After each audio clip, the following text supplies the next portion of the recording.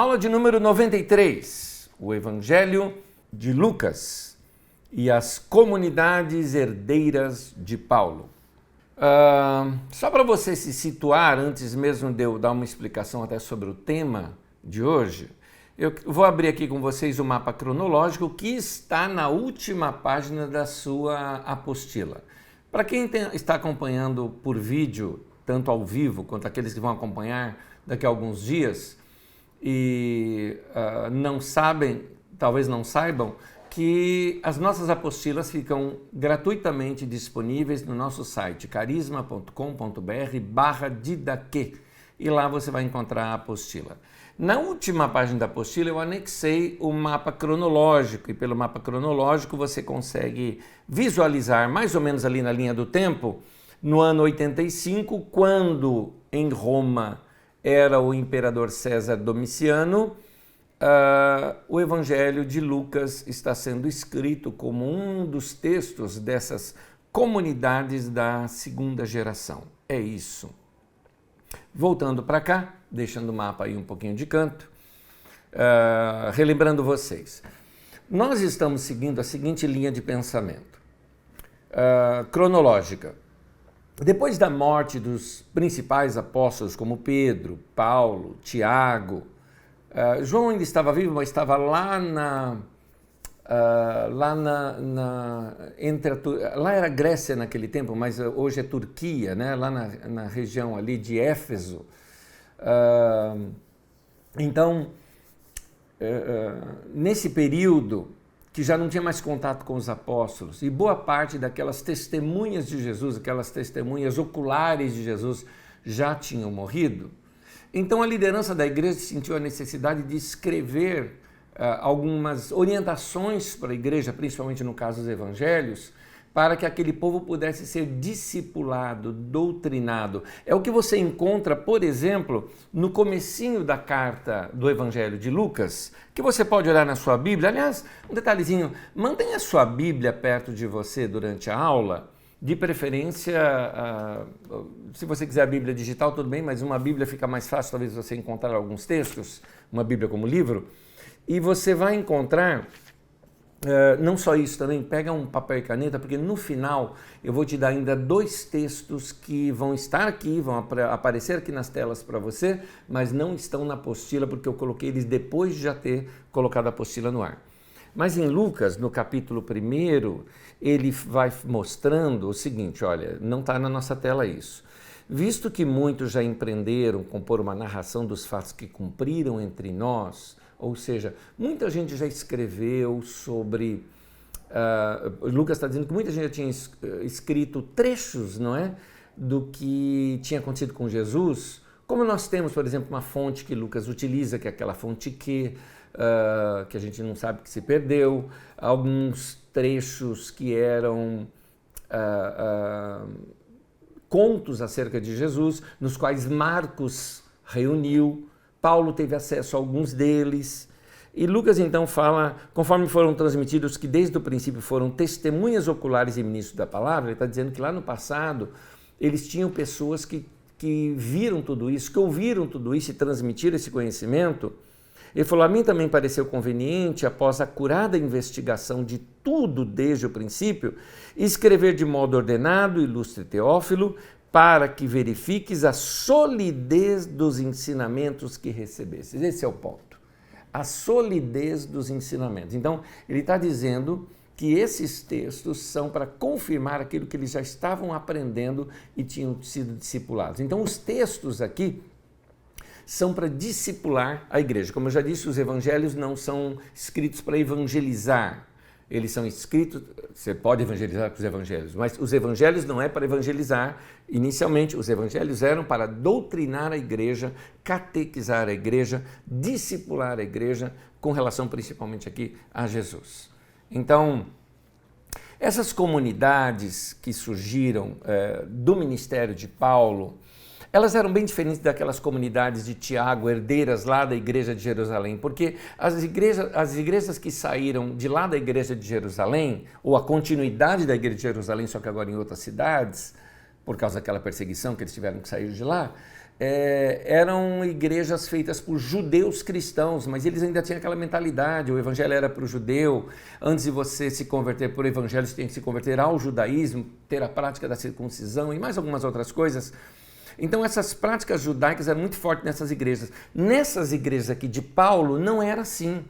Era um povo mais livre nesse sentido, porque era um povo que não estava ligado a esta religião judaica. Também era uma comunidade com uma visão muito ampla de que o evangelho era para todas as nações e não somente para os judeus. Esses textos, era interessante, você vai notar, por exemplo, que interessante que enquanto que no evangelho de Mateus, por exemplo, que é voltado a essas comunidades judaicas, começa uma genealogia partindo de Abraão. Já as comunidades de Lucas, aqui, no caso as comunidades de Paulo, né, elas começam partindo a genealogia lá de Adão. É interessante isso. Ó. O primeiro evangelho, que foi o de Marcos, não tem genealogia nenhuma, já começa com o batismo de Jesus. Aí vem o evangelho de Mateus querendo mostrar que Jesus veio a partir de Abraão, ou seja, do nascimento do povo judeu. E Lucas vem depois e mostra que veio o evangelho lá atrás, desde Adão para cá. Não é que essa era a ideia de Deus de trazer Jesus para o mundo inteiro. Estes textos dessa segunda geração, eles visavam o seguinte: integrar os ensinos de Paulo e essas comunidades helenistas. O que é helenistas? Seria de cultura grega, não é? Fala grega, cultura grega, provavelmente as vestimentas gregas e tudo grego, né? Isso era muito forte ainda dentro do mundo romano, havia esse contágio da cultura grega.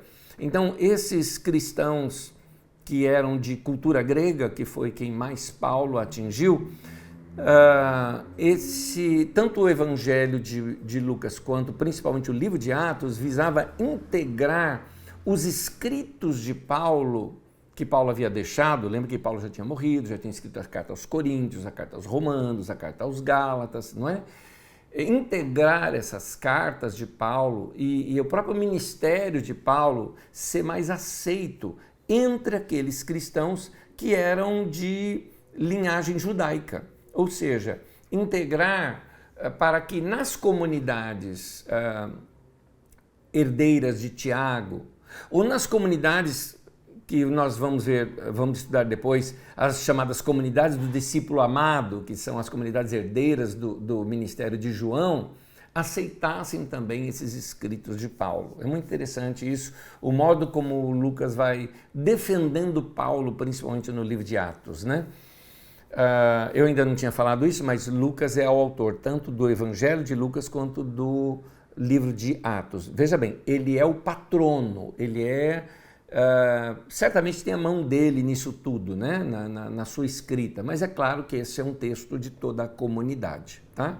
Não é só Lucas quem escreveu, mas leva-se o nome dele. Ok. Os textos de Lucas, vamos entrar aqui. Eu não lembrava onde nas minhas anotações estavam isso. Os textos de Lucas. Para a gente entender os textos de Lucas, vamos aprender um pouquinho sobre Lucas. Tem um irmão no final do século IV chamado Epifânio de Salamina. Ele diz que Lucas era um dos 72 discípulos que foram enviados para pregar. Eu queria te chamar a atenção, não sei se você já reparou esse número. Por quê? Vou dizer o porquê. Muitos textos da Bíblia Sagrada eu decorei. E eu decorava na tradução de Almeida, revista e atualizada. Então, muitas vezes eu não decorava o texto em si, mas decorava frases do texto ou referências do texto, porque eu poderia estar, Jesus envia os 70, isso está lá em Lucas 10, eu sabia disso, mas eu me lembro que eu estava estudando hoje, eu li 72, eu falei, pera um pouquinho, na minha cabeça está 70 e não 72. Aí eu fui ver no texto, é interessante essa divisão aqui. Na tradução da NVI está 72. Na tradução de Almeida está 70. Por que isso? Eu te explico. A referência é que Lucas, quando ele fala que Jesus chamou 72 discípulos ali para enviá-los para pregar, 72 é exatamente o número, lá em Gênesis 10, das nações do mundo da época. É claro que não eram só essas nações, mas eram os povos que aqueles escritores conseguiam ter referência na época. Eram exatamente 72. Também este número é interessante porque é o número dos tradutores da Septuaginta, ou seja, a chamada tradução dos 70, na verdade eram 72 tradutores, quando traduziram o Antigo Testamento para o grego, que era o texto que Lucas usava, que era o texto que Paulo usava, que era o texto que Tiago usava, que era o texto da Septuaginta. Alguns anos depois, aliás, inclusive nesse período aqui, aliás, nós estamos bem na mesma época, né, na mesma década, né, que é a década do primeiro século, 80 do primeiro século, os judeus se reuniram e não queriam nada de fala grega e só usaram o Antigo Testamento de fala hebraica. E o texto que eles escolheram era um texto que dizia 70. É interessante isso. Então você vai ver aqui textos dizendo que eram 70 discípulos, que eram textos que narram 70 nações, ali em Gênesis 10, e textos que narram 72 nações. O texto que narra 72 nações está em grego, que é o texto que Lucas utilizou. O texto hebraico fala apenas 70. É essa confusãozinha, mas é só para você saber por que em algumas aparece 70 e em outras 72. Um outro que cita Lucas, tem um momento que Paulo discretamente fala, eu vou enviar o irmão até vocês. João Crisóstomo cita que muitos na sua época diziam que este era Lucas ou Barnabé. Está aqui, ó, o livro de João Crisóstomo. Esse livro foi escrito no ano 300 e muito, né, no final do quarto século. E aqui João Crisóstomo cita exatamente isso, quando ele fala, enviamos com ele o irmão cujo louvor, por causa da pregação do evangelho, espalhou-se por todas as igrejas, citando o texto de Coríntios, é um comentário, né, que ele faz na carta de 2 aos Coríntios. E quem é este irmão? Alguns pensam que se designa Lucas e afirmam por causa da história que escreveu. Outros que seria Barnabé, porque ele também denomina, etc, etc, ele vai ampliando. Então, lá no terceiro século era citado isso também.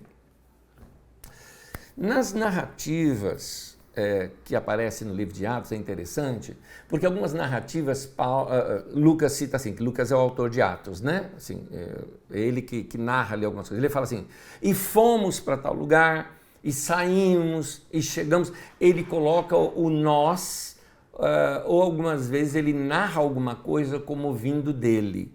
Então, quando ele faz esse uso da primeira pessoa, seja no singular ou principalmente no plural, né, que ele usa essa primeira pessoa, você vai ver que diversos momentos das viagens de Paulo, está aí na sua apostila isso em detalhes, né? Quais trechos da viagem, quando ele saiu de Troade, que ele vai com Paulo até Filipos, ele fica em Filipos, Paulo vai para um lugar, quando ele volta, pega Lucas de novo, eles vão junto para Jerusalém, Lucas vai junto com ele quando Paulo vai preso para Roma, Lucas está com ele lá em Roma.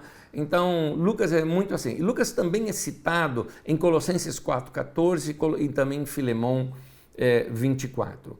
Eu, particularmente, aqui sou eu pensando isso, eu acredito que Lucas é o Lúcio de Cirene, ali citado em Atos 13:2. Algumas pessoas acham que não é a mesma pessoa, é uma questão minha de achar isso,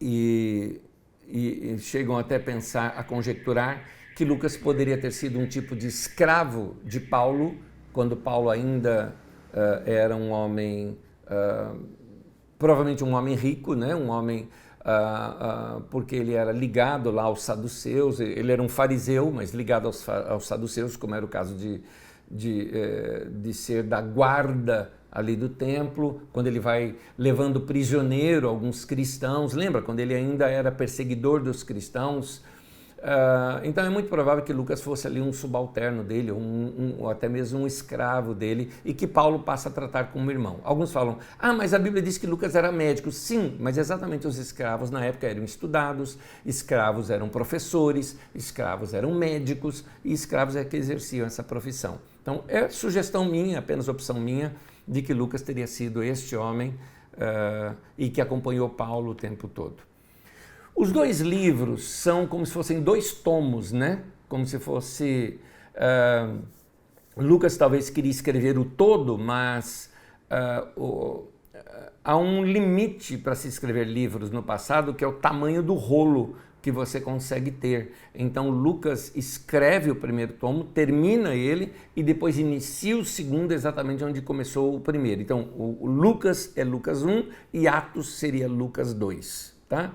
O interessante desse texto é que no primeiro livro de Lucas, que é o Evangelho de Lucas, ele faz uma narrativa de toda a experiência de Jesus ali na Galileia, tudo mais, e o ministério de Jesus, né?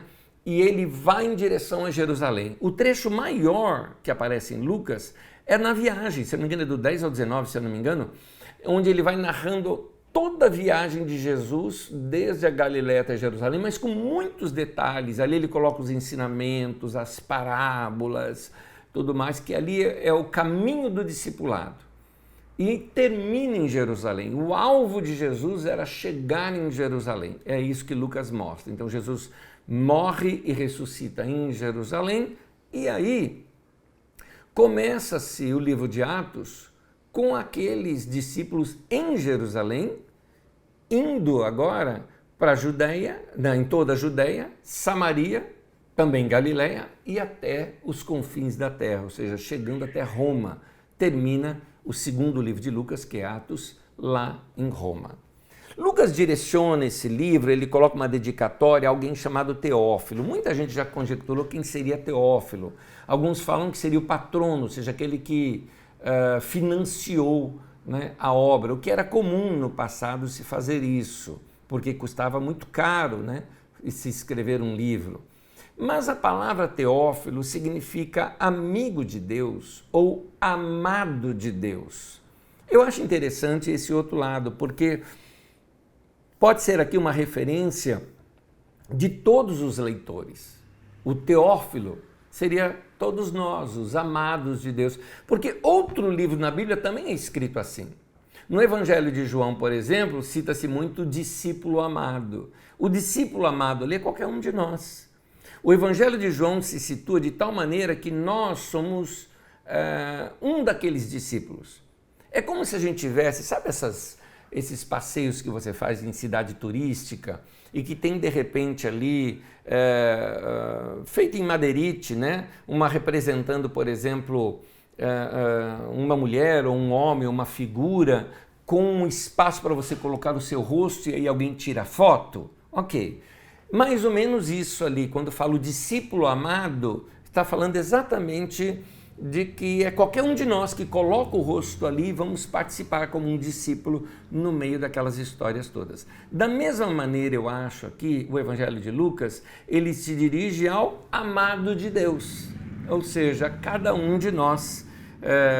Esse Evangelho é escrito para mim e para você, para que na leitura dele a gente se sinta o amado por Deus, o amor de Deus e compreenda os caminhos de Deus para nós. Algumas características desse Evangelho de Lucas, já que ele era dirigido às comunidades helenistas, né, de cultura grega e não de cultura judaica, Lucas insiste muito numa ideia de que o Evangelho era para o mundo todo. Eu acho interessante, Lucas, por exemplo,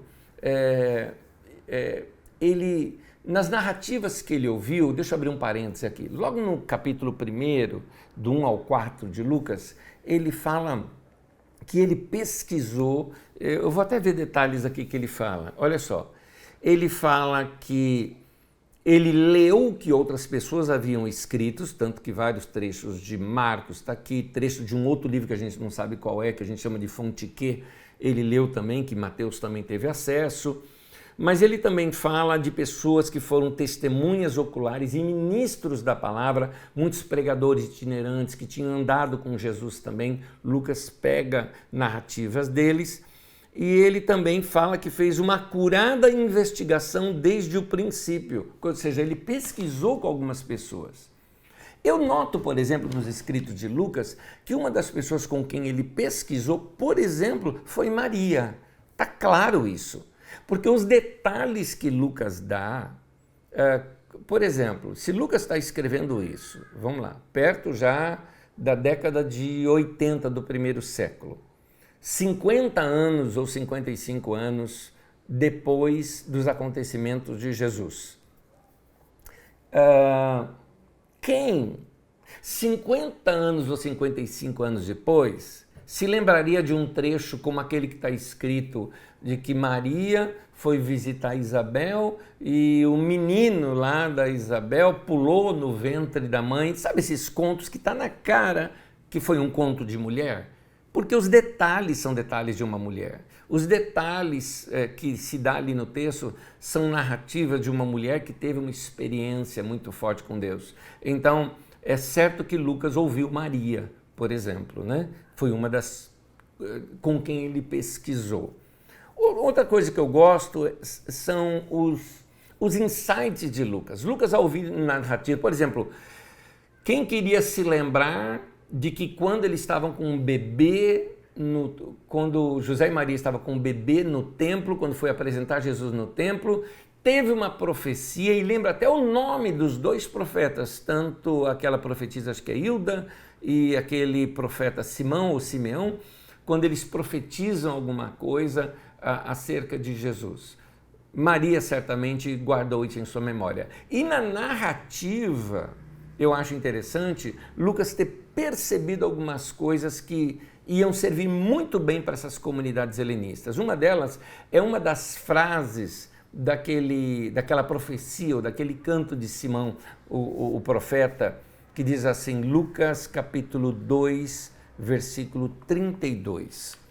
Diz assim no texto: uma luz para mostrar o teu caminho a todos os que não são judeus e para dar glória ao teu povo de Israel.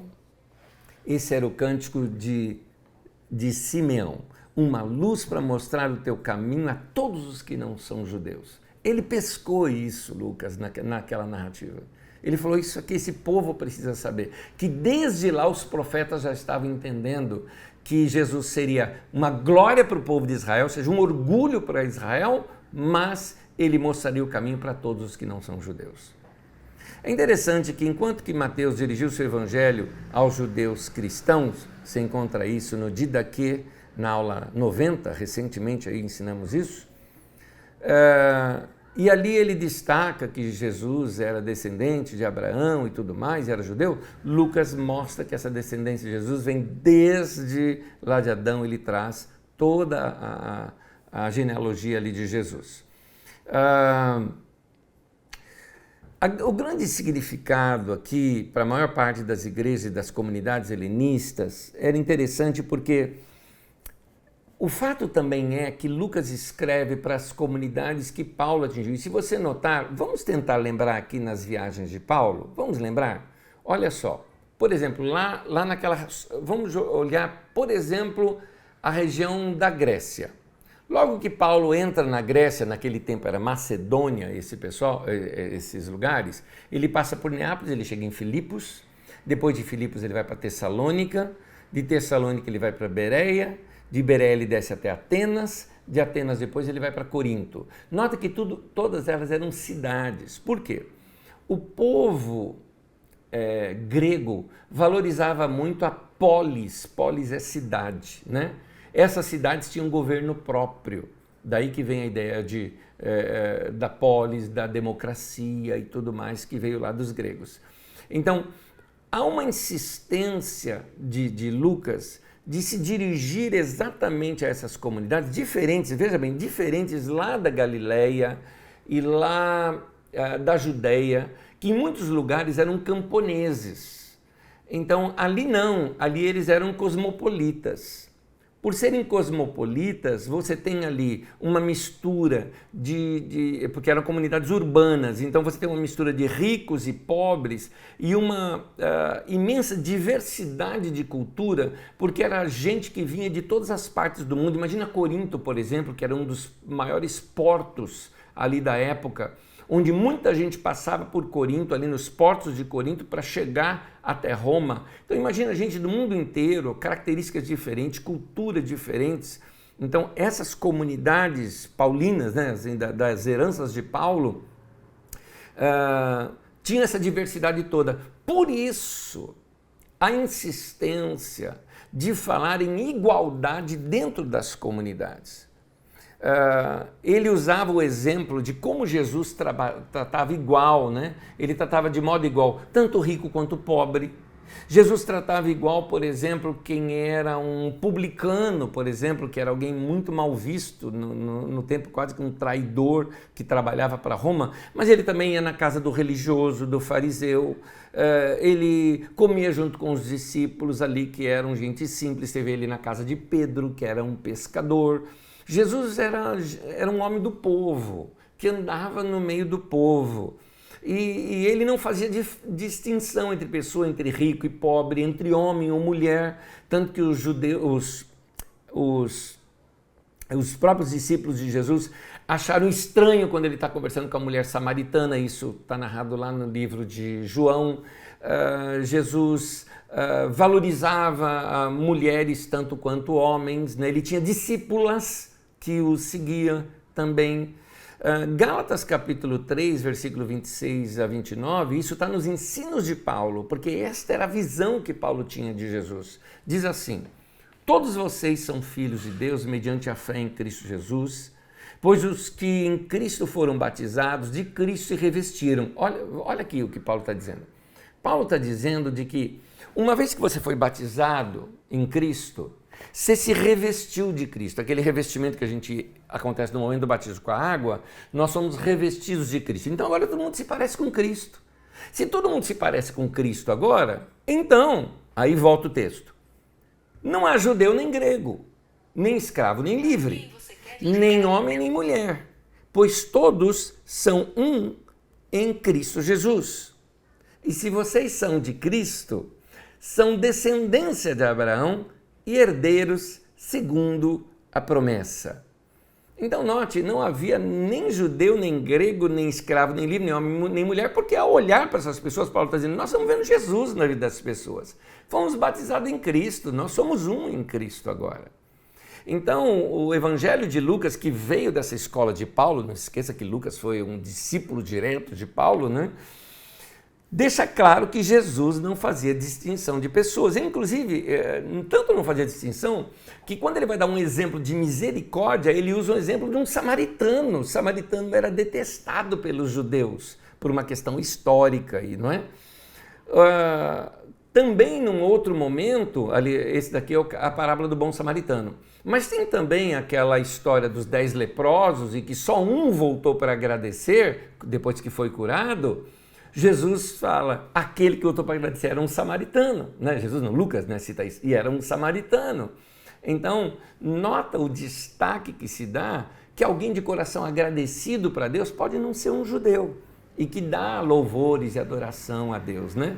Lá naquele trecho do bom samaritano, parábola que eu já interpretei aqui numa das nossas aulas, o samaritano é quem presta o verdadeiro culto a Deus. Você vê isso lá na aula sobre o samaritano, a parábola do bom samaritano.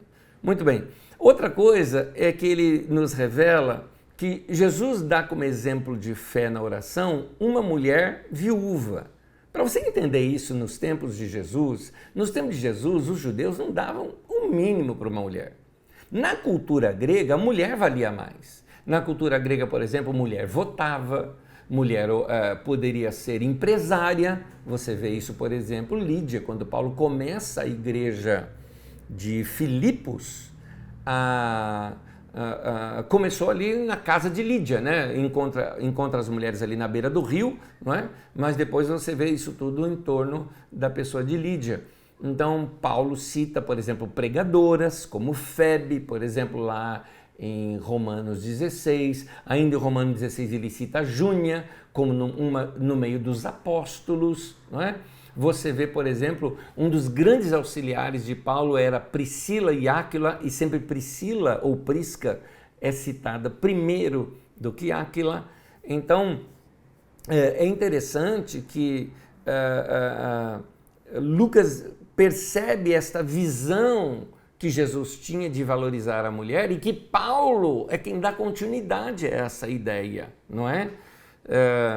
Então, naquele tempo, uma mulher já era algo, entre os judeus, era algo desprezível. Você vê isso naquela parábola que Jesus conta do juiz iníquo. A mulher tinha que ficar gritando. Se eu não me engano, eu interpretei essa parábola numa das aulas aqui também. A mulher tinha que ficar gritando para poder ser ouvida por aquele juiz, ao ponto do juiz não aguentar mais os gritos da mulher e atendê-la, não é? E uma viúva, ainda mais, era alguém assim que não tinha um representante, um homem para defendê-la. E Jesus dá como exemplo de fé o quê? Esta mulher viúva que insiste com este juiz. Uma outra coisa, por exemplo, Jesus mostra de um religioso orando e um publicano orando.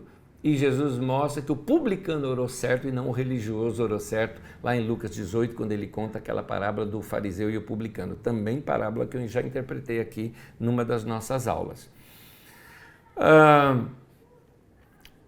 Jesus também era criticado por não andar só com os religiosos judeus, mas também de receber em sua casa publicanos e pecadores. Lá em Lucas 15, versículo 1 e 2, os fariseus ficaram do lado de fora da casa, onde Jesus estava comendo com publicanos e pecadores. Só que o texto ali diz que Jesus recebe publicanos e pecadores. Ou seja, muito provável era na casa de Jesus.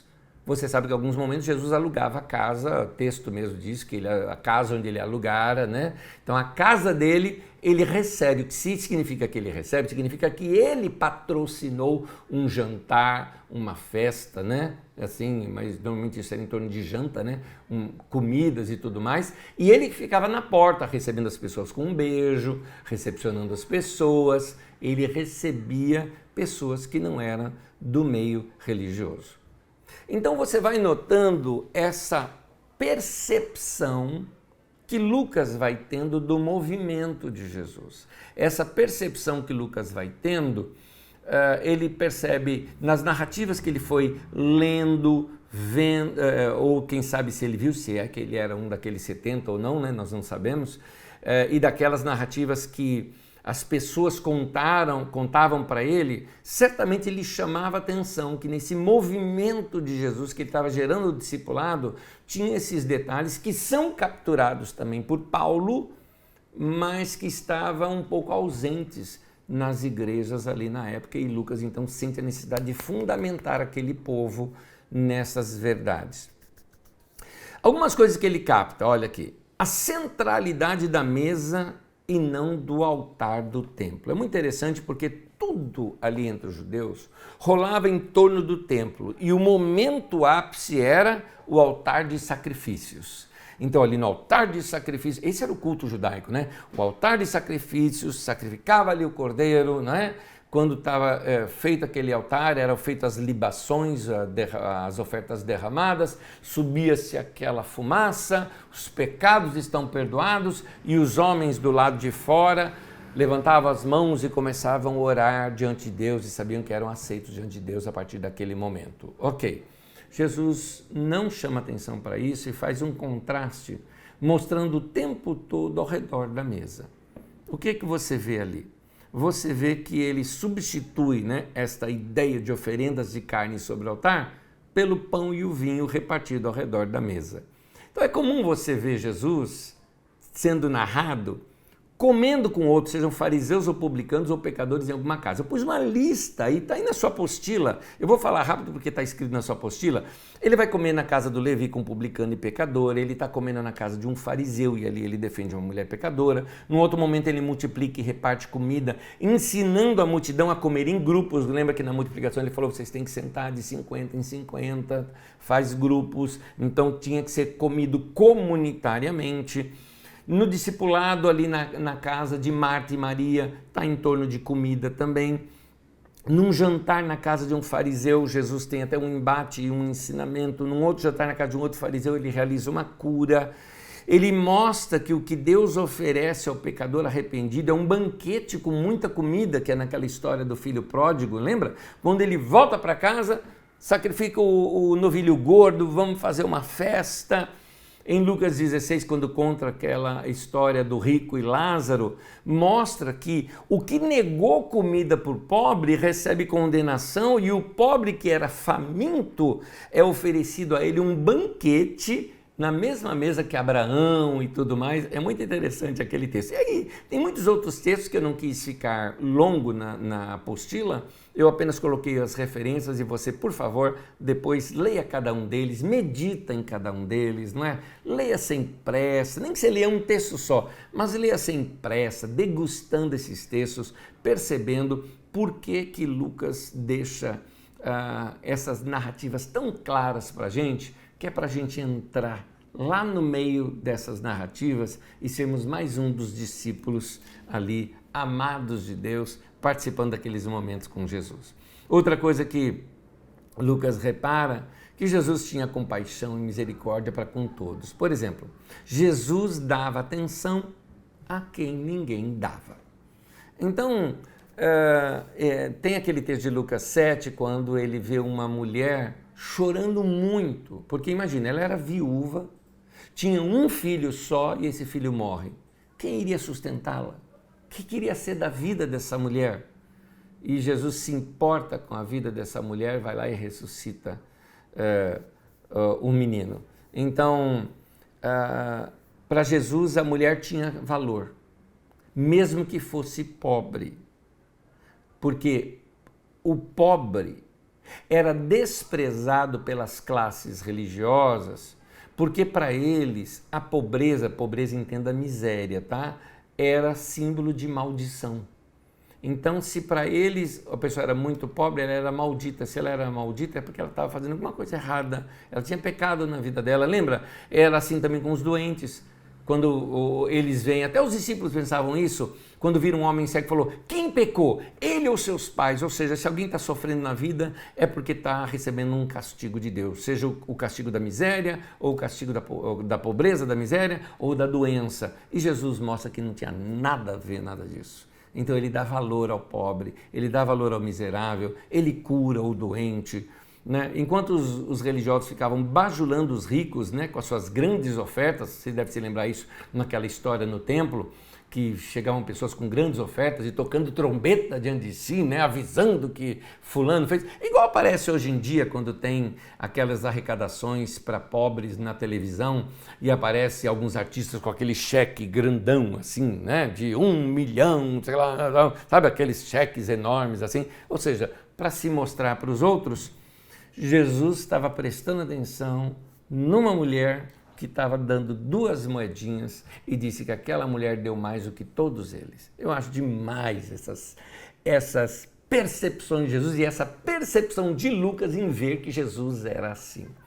Jesus ele era muito inclusivo, né? No sentido de que os judeus eram exclusivistas e Jesus não, ele assambarcava, ele abraçava a todos, né? Ele chega a citar, por exemplo, que até mesmo Jesus consegue fazer uma leitura que mesmo nos tempos do Antigo Testamento, Elias, por exemplo, ele vai fazer milagre por uma viúva estrangeira lá de Serepta. Conta também que nos tempos de Eliseu tinha muitos leprosos ali em Israel, mas ele cura um sírio, né?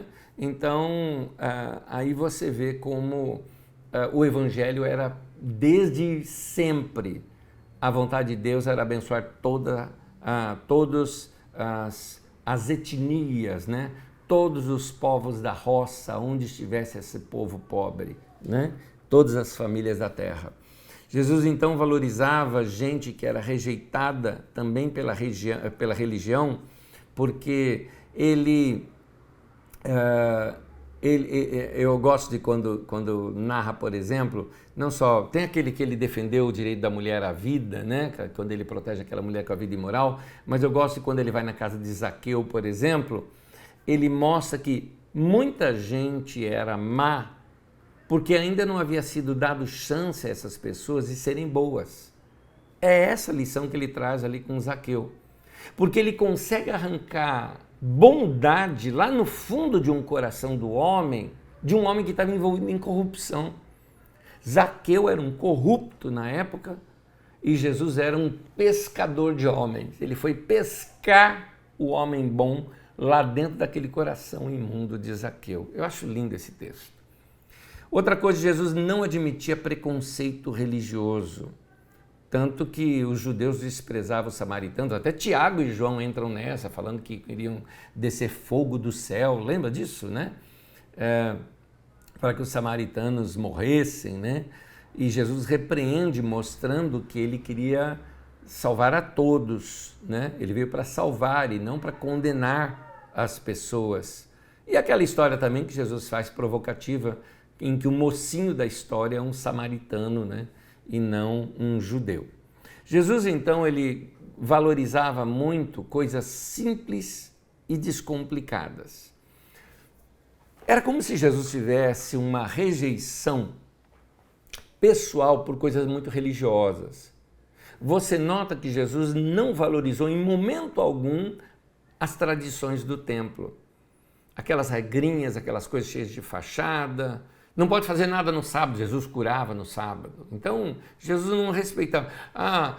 Os discípulos de Jesus estavam colhendo fruta no sábado, né, para comer. Jesus defende esse fato também, porque eles precisavam de fome. Jesus, por exemplo, cura um homem no sábado, as pessoas reclamam com ele, ele falou, pai, deixa de ser hipócrita, se o seu boi ou sua ovelha cair num poço no sábado, você vai lá salvá-lo, porque se deixar para o outro dia ele morre, então você vai salvá-lo.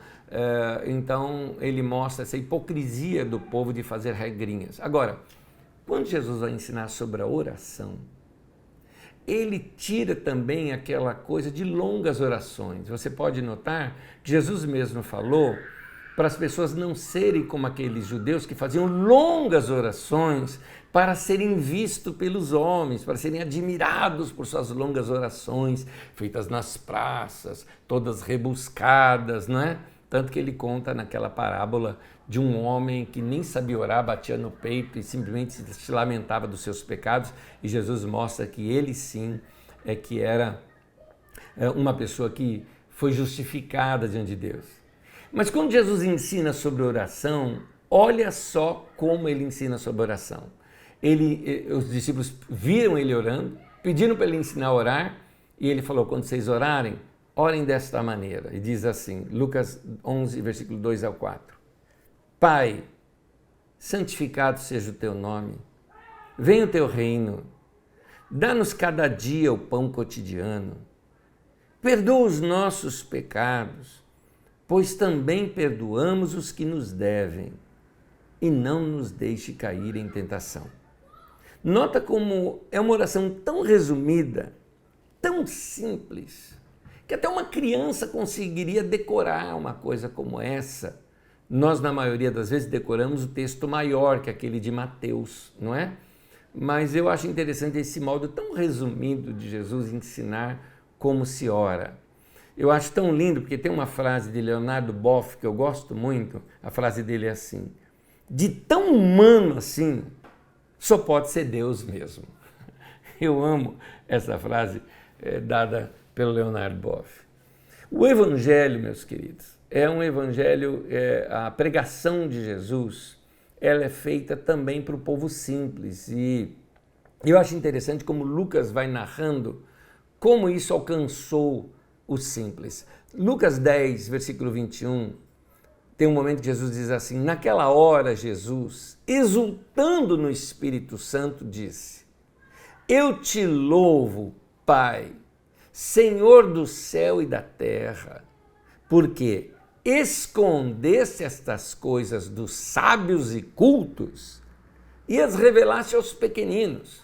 Sim, Pai, pois assim foi do teu agrado. Eu acho interessante isso, porque há um contraste, olha só, como os judeus valorizavam muito pompa, riqueza, posições, não é? Mateus, sabendo que estava escrevendo o evangelho para eles, faz as narrativas do nascimento de Jesus como uma ideia de que ele era um rei. Então ele nasce em Belém, da Judéia, onde nasceu o rei Davi. É interessante que em Mateus dá até a entender que ele morava em Belém da Judéia, né? Mateus também na sua leitura, com seus óculos, né, judaicos, ele, por exemplo, destaca que sábios vieram do Oriente, procuraram o rei Herodes, ali juntou-se os sábios dos judeus e declararam que ele iria nascer em Belém da Judéia, trazem a eles presentes de rei, ouro, incenso, mirra e aquela pompa toda. Na narrativa de Lucas, Lucas pega um outro aspecto praticamente radicalmente oposto a esse. Mostra, na verdade, que os pais de Jesus eram nazarenos, eles vão para a Judéia, moravam em Nazaré, mas vão para a Judéia por causa de um recenseamento. José, no caso, era lá da Judéia, e ele nasce no meio de uma família simples, família que aprende a repartir o que tem, tanto que os homens saem da casa para o bebê nascer lá dentro da casa, porque a hospedaria, que seria o quarto de hóspede, já estava ocupados com pessoas. Então, ele é colocado numa manjedoura, porque era uma família pobre, onde os bichos ficavam dentro de casa à noite. Você tem isso em detalhes na aula 33 do nosso Didaquê, chamado O Nascimento de Jesus. Lá você tem isso aqui em detalhes. Então é interessante que o nascimento de Jesus em Lucas não é anunciado por sábios do Oriente, mas é anunciado por pastores de ovelhas. Só para você ter uma ideia, os pastores, eles eram trabalhadores inferiores. Financeiramente eles eram muito pobres, o trabalho deles era um trabalho cansativo, estafante, ficavam muito tempo longe da família, porque muitos deles eram guardadores dos bichos à noite, das ovelhas dos ricos, ou, como alguns intérpretes colocam, os animais que seriam sacrificados no templo, porque Jerusalém era ali muito próximo, né? Então é provável que seriam guardadores desses animais que seriam sacrificados no templo. Isso eu ouvi um outro comentarista colocando isso, mas eu não sei detalhes sobre isso, a gente não tem fonte histórica sobre isso, apenas suposições. Então, esses homens, por não ter muito tempo, porque o seu trabalho estafante e tudo mais, não participavam muito das rotinas religiosas, das festas religiosas, das idas ao templo, porque não podiam deixar as ovelhas lá soltas. Então, a sociedade religiosa rejeitava muito esses homens. Os fariseus rejeitavam os pastores de ovelhas. Eu não sei muitos detalhes sobre isso, mas nas orações dos fariseus, eles colocavam também que não queriam ter nascido nem mulheres, nem pastores de ovelha. Mais adiante eles falam que eles dão graças a Deus que não terem nascido cristãos, né? Isso já depois dos anos 80, lá do primeiro século. E não se aceitava um depoimento de um pastor de ovelhas num tribunal, por exemplo. Então, se nós fizermos um paralelo entre os poderosos, que eram os ricos, e os fracos, que eram os pobres, os poderosos lá do palácio de Herodes e aqueles que estavam perto do rei, como os saduceus e tudo mais, sabiam que Jesus ia nascer em Belém, mas eles não se importaram em ir lá. Sabiam onde ele ia nascer, mas não foram. Agora, olha os pastores, o que acontece com eles. Primeira coisa, quando o anjo aparece e fala para eles, eles creem. Lucas 2,15. Eles dizem, vamos a Belém e vejamos o que aconteceu e que o Senhor nos deu a conhecer. Segunda coisa, eles correm para lá, Lucas 2,16. Então correram para lá e encontraram Maria e José e o bebê deitado na manjedoura. E depois eles saem contando a todos, Lucas 2,17. Depois de o verem, contaram a todos o que lhes fora dito a respeito daquele menino. Olha essa frase. Entre os pobres encontramos maior prontidão para a fé, porque os pobres não têm nada a perder. É isso. Os ricos tinham algo a perder. Podia perder poder, influência. Herodes, por exemplo, chegada de um novo rei, vamos matar, porque ele não queria mudar as regras do jogo e perder ali a sua dinastia, a dinastia da sua família e as benesses que eles tinham de Roma. Mas os pobres eram excluídos, não tem nada a perder. Então, essa prontidão para a fé que se manifesta no caso dos pobres, toma uma decisão ativa, eles correm para lá. Agora, uma outra frase aqui. Entre os pobres, temos também uma prontidão maior para o compartilhar da fé. Então, eles não têm somente uma fé ativa que se lança, mas eles também saem contando rapidamente para todo mundo, evangelizando e falando de Jesus. Isso aqui está até na sua apostila. Vocês já notaram que os pobres sempre repartem a comida?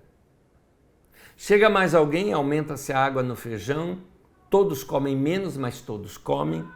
Da mesma forma, os pobres são sempre mais prontos e abertos para comunicar aos outros a verdade da fé que encontraram.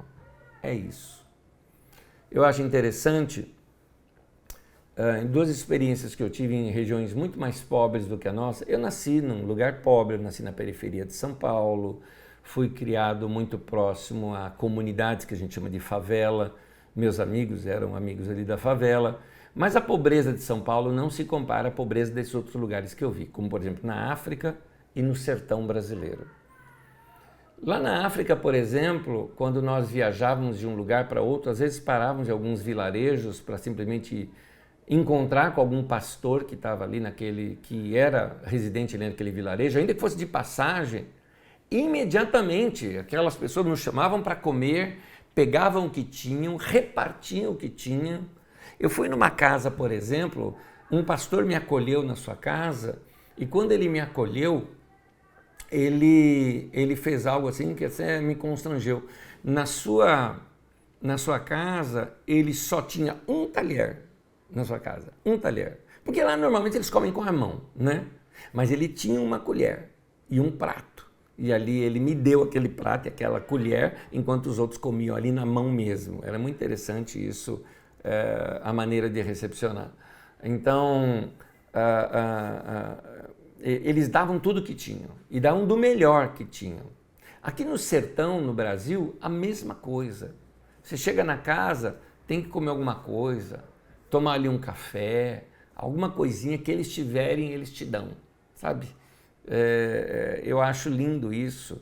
Então, outra coisa que eu noto bastante isso. Você já percebeu, e aqui eu estou falando de São Paulo, você já percebeu que os irmãos corajosos, que às vezes evangelizam, seja nas ruas, seja no trem, seja em alguns lugares, alguns até sem sabedoria, mas cá entre nós, você já percebeu a classe social deles só de olhar? Você sempre percebe que são os pobres que mais têm coragem de fazer essas coisas.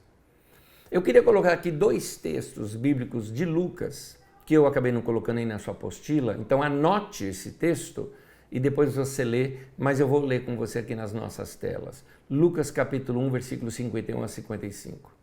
No Magnificat de Maria, né, naquele cântico de Maria, diz assim: Ele realizou poderosos feitos com o seu braço, dispersou os que são soberbos no mais íntimo do coração.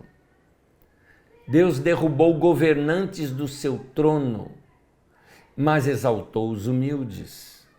Encheu de coisas boas os famintos, mas despediu de mãos vazias os ricos.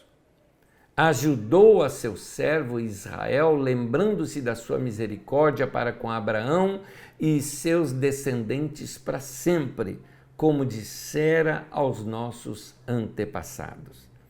Eu acho interessante alguns detalhes aqui do texto. Uma mostra que derrubou governantes arrogantes dos seus tronos, encheu de coisas boas os famintos, mas despediu de mãos vazias os ricos, mas ele coloca isso em referência à promessa de Abraão que Deus deu lá no antepassado. Que promessa era essa? Em ti serão abençoadas todas as famílias da roça. É isso. Num outro texto de Lucas, quando narra ali no Monte da Transfiguração, narra uma conversa entre Moisés e Elias. E olha o que eles conversavam, Lucas 9, 30 a 31. Surgiram dois homens que começaram a conversar com Jesus. Eram Moisés e Elias. Apareceram em glorioso esplendor e falavam sobre a partida de Jesus que estava para se cumprir em Jerusalém. A palavra partida ali é a palavra grega êxodos. Ficou claro para você, não ficou? Pois é, o êxodo de Jesus. Jesus como um novo Moisés. Jesus tirando o povo da miséria e Jesus resgatando aqueles que eram oprimidos, né, pelos poderosos, como no caso ali de Faraó. Eles falavam sobre o êxodo de Jesus. E por último, eu encerro a aula com as bem-aventuranças, mas agora não lidas em Mateus. Mateus fala bem-aventurados os pobres de espírito. Mateus fala bem-aventurados que têm fome e sede de justiça. Lucas é mais claro e radical. Diz assim: olhando para os seus discípulos, ele disse: bem-aventurados vocês, os pobres, pois a vocês pertence o reino de Deus. Bem-aventurados vocês, que agora têm fome, pois serão satisfeitos. Bem-aventurados vocês, que agora choram, pois haverão de rir. Eu acho lindo essa visão que Lucas consegue resgatar das pregações de Jesus, dos ensinos de Jesus e da prática de Jesus. Foi isso que Paulo também captou. É por isso que essas comunidades paulinas, ou essas comunidades herdeiras do ministério de Paulo, tinham essa ênfase tão forte tão forte no cuidado com os pobres e necessitados e da não divisão entre homens, mulheres, entre pobres e ricos, entre senhores e escravos. Paulo sempre dava orientações de que em Cristo nós somos todos iguais. Para nós pensarmos, não deveria ser assim também na igreja nos nossos dias? Qual a diferença dessas leituras que nós fizemos hoje e algumas práticas que nós vemos nos nossos dias? É errado ser rico? Não. No meio da igreja havia ricos e pobres, mas os ricos eram generosos. Estou falando dos ricos que praticavam no meio da igreja. A Bíblia cita alguns ricos, cita José de Arimateia, por exemplo, como um homem rico, cita Barnabé, também, um homem de muitas posses e riquezas, cita Lídia, também, que era uma empresária. Você nota outras pessoas que tinham, não agora riqueza de dinheiro, mas gente também que tinha riqueza de alta posição na sociedade, como o próprio Paulo. Ele era cidadão romano. Ser cidadão romano era um título que dava a ele direitos que não dava a outros cidadãos dentro de Roma. Então, é errado? Não. É errado você ser rico? Não. Mas diga aos ricos desse mundo, né? Então, que sejam generosos em boas obras. É o que a Bíblia vai nos ensinando. É assim que deve ser a nossa prática. Você vai ver isso lá no final da carta de Timóteo, que é uma outra carta que vamos estudar daqui a alguns dias, que se refere também a essas heranças da segunda geração, as heranças do ministério de Paulo, que a gente começa a ver aqui já no meio da segunda geração da igreja, essas cartas sendo circuladas, né, no meio da igreja, lembrando esses ensinos aqui de Paulo. Então, sejamos assim também. A vocês, meus irmãos, que têm uma boa renda, não se esqueçam de ser generosos. Repartam com os outros o que vocês têm. A Bíblia nos ensina a ser dizimistas, a Bíblia nos ensina a sermos ofertantes e a Bíblia também nos ensina a darmos esmolas. Dízimos é para sustento da obra de Deus. Ofertas é aquela ação voluntária que você quer ajudar alguém ou alguma causa ou alguma situação. E esmola é aquilo que você dá do coração para uma pessoa necessitada de última hora. Os dízimos tem que ser conta que você faz. Oferta, você também deve colocar isso no seu planejamento. Mas a esmola é aquilo de impulso, de coração, que você dá a um necessitado apenas por misericórdia àquela pessoa. Sejamos assim, queridos.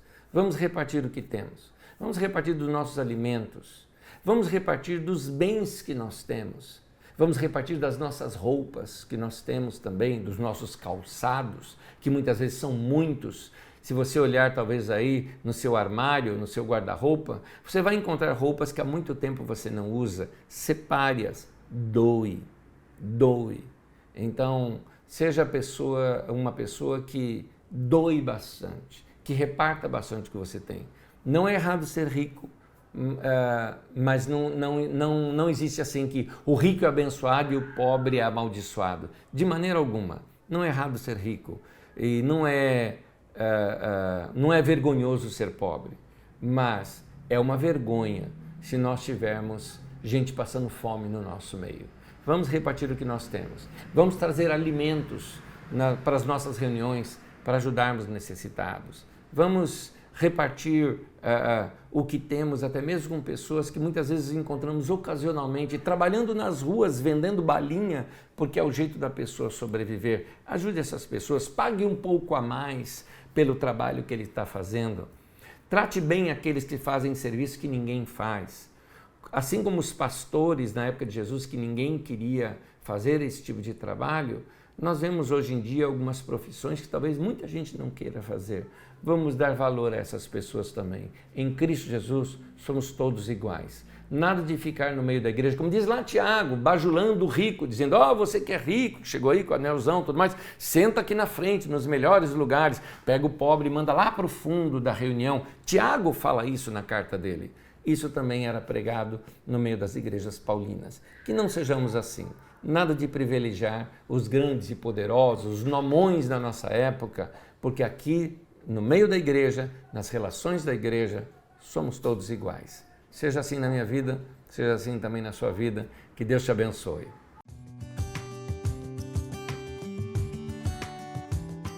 Aí voltando com a nossa aula, na verdade as perguntas fazem parte da aula, por isso aqui tem duas perguntas aqui. Uma é o seguinte, Josi, você perguntou se está errado entender que os pobres seriam os de sem entendimento da palavra, já que os ricos de posição teriam mais oportunidades de argumentos? Josi, em toda a narrativa ali que fala de pobre, está falando de pobre, pobre mesmo, pobre de dinheiro, de miséria, de não ter acesso a coisas que os ricos tinham, não tinha segurança, eram muitas vezes quase que subnutridos nesse sentido. É pobre nesse sentido mesmo que está falando, a questão é econômica, estritamente. Agora, tanto pobre quanto rico ia para a sinagoga, e nas sinagogas é que os homens eram doutrinados, ensinados e aprendiam a ler e escrever. Mulheres, a elas não era ensinado a ler e escrever. Estou falando isso especificamente dos judeus, tá? Não dos outros povos. Os gregos, tanto mulheres quanto era do mesmo jeito, aprendia da mesma maneira. Mas entre os judeus era só os homens, e isso tinha a ver, havia essa igualdade na questão da formação e do ensino. No entanto, você costumava reproduzir o aprendizado do seu pai, a profissão do seu pai, enquanto os ricos reproduziam também as profissões de seus pais, o que dava a eles mais condições de continuar ricos. Não é diferente hoje em dia, né? Não é diferente. Nós temos hoje em dia a chamada classe média, que é uma classe intermediária, né? Coisa que não tinha naquele tempo. Você era pobre de tudo ou rico de tudo. Era assim, tá bom? Se eles tinham... Nem por isso os ricos tinham mais entendimento da palavra, tá? É isso que eu estou querendo dizer. Muito bem, vamos lá. A Josi perguntou o seguinte, onde se encontram os cânticos de Simeão? Na verdade é um cântico só, que é uma profecia. Está aqui no livro de Lucas, no capítulo 2. Quando você abre aqui em Lucas, no capítulo 2, dá uma lidinha no Evangelho, principalmente capítulo 2, olha, do versículo 21 em diante, mostra que quando Jesus completou 8 dias, foi levado no templo para circuncisão, né? E aí, estando lá no templo, diz assim, havia em Jerusalém, no versículo 25, um homem chamado Simeão, que era justo e piedoso, tudo mais, tal, que fora lhe revelado pelo Espírito Santo que ele não morreria sem antes ver Cristo, o Senhor, E aí diz no versículo 28 até o 32 que ele tomou a criança nos braços e aí começa a fazer aquela oração que, como ela está em forma de rima, a gente entende que a gente chama de Cântico de Simeão. É isso. Mais adiante também, no versículo 36, fala da profetisa Ana, que eu falei errado na aula, eu falei Hilda. A profetisa Hilda ou Hulda, é lá do Antigo Testamento, tá? Essa daqui é Ana, eu falei errado o nome, tá bom? Na aula. Então a profetisa Ana, filha de Fanuel, também adorava a Deus, jejuando e tudo mais, e quando viu o menino, deu graças a Deus que chegou aquele que era de Israel. Versículo 38, que era o Salvador de Israel, diz isso no versículo 38. Então, Lucas capítulo 2, você vai encontrar isso. Muito bem. Bom, tem alguém aqui, querida Josefa, lá de Aracaju, Sergipe. Você está dizendo a possibilidade de abrir uma igreja Carisma em Aracaju? Querida, obrigado pelo seu carinho, obrigado mesmo. Mas assim, vamos dizer, a gente não abre filiais a Carisma, tá? Carisma não tem filiais.